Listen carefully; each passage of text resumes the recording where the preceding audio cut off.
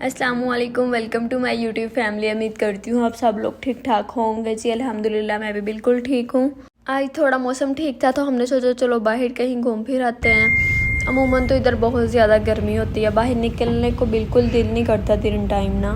मेरे साथ मेरी फ्रेंड भी जा रही थी। अब उनको पिक करेंगे और फिर जाएंगे हम हातम ताई।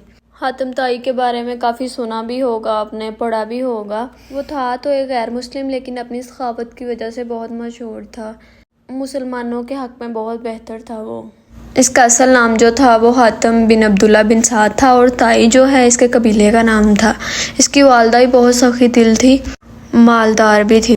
इसका एक वाक़या काफ़ी ज़्यादा मशहूर है कि रोम के बादशाह के दरबार में इसकी सखावत का ज़िक्र हुआ तो वो कहता, ऐसे किसी पे यकीन करना अक्लमंदी की बात तो नहीं है जब तक किसी को आजमाया ना जाए। उसने अपने वज़ीर से कहा कि हातिम की जो सबसे कीमती चीज़ है ना, उससे वो मांग के लाओ।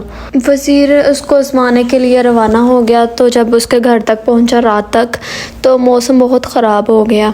मौसम की वजह से हातिम कहीं बाज़ार नहीं जा सका, तो उसने अपना घोड़ा ही ज़िबा करके उसको खिला दिया।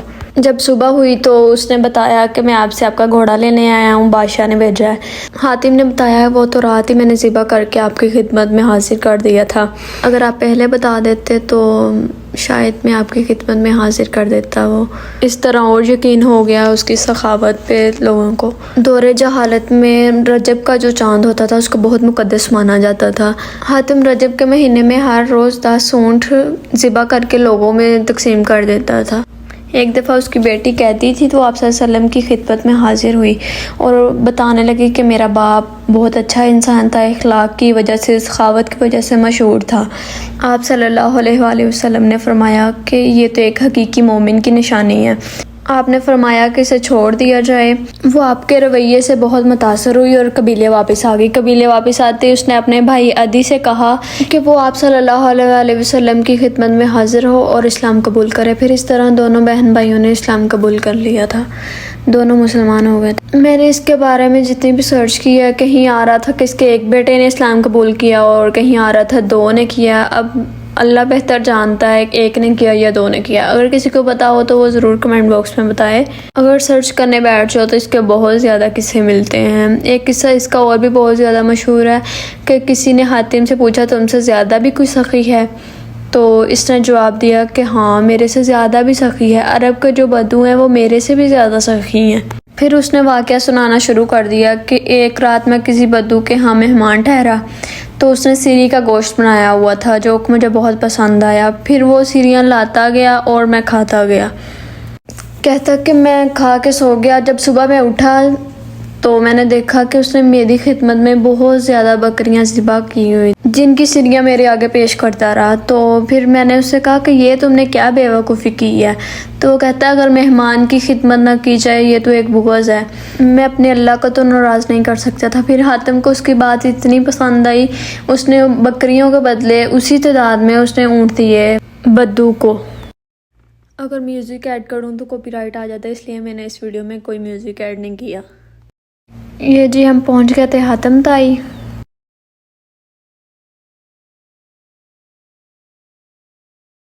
ये हाइल से 70 किलोमीटर के फासले पे है। ये बाद में बैठने के लिए लोगों ने कोई जगह वगैरह बनाई थी। ये सारा उसके घर का ही रकबा है। इतनी मजबूत दीवारें हैं कि अभी तक कायम है।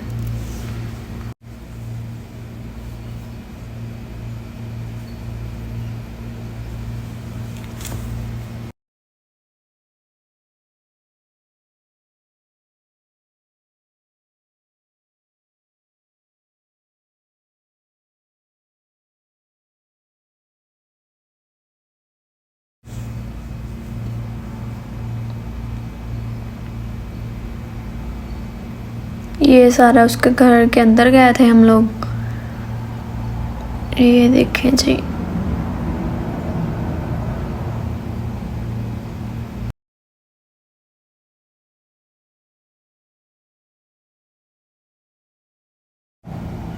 ये उसके घर की सारी 4 दीवारी है।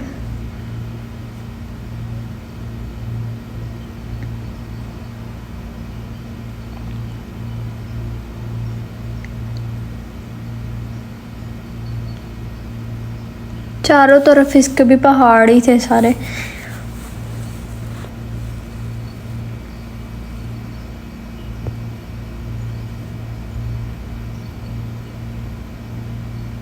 ये था जी हातम ताई का कब्रिस्तान, जिसमें इसका ख़ानदान है और वो खुद है दफन।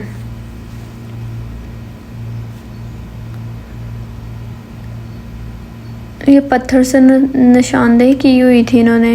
ये सारी कब्रें हैं। ये जो सबसे बड़ी लंबी कब्र है ये हातम ताई की है। इसमें उसके ख़ानदान के लोग दफन हैं।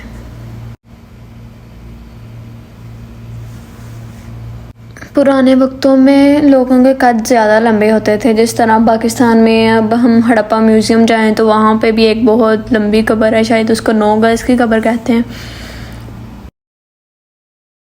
आज का भी लोग अगर अच्छा लगा हो तो लाइक, शेयर और सब्सक्राइब ज़रूर करिएगा। अपना और अपने प्यारों का ख्याल रखें। अल्लाह हाफिज़।